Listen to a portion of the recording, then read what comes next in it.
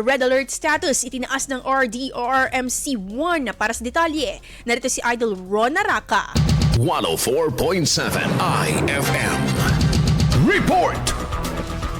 Nakataas na sa red alert status ang Regional Disaster Risk Reduction Management Council 1 Emergency Operations Center kasunod ang nararanasang epekto ni Bagyong Krising sa Ilocos Region.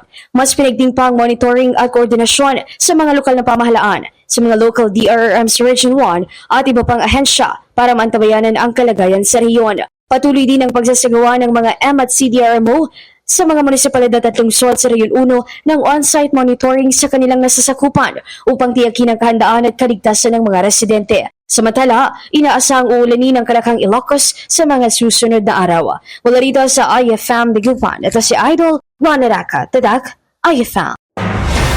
IFM News. IFM News. IFM News.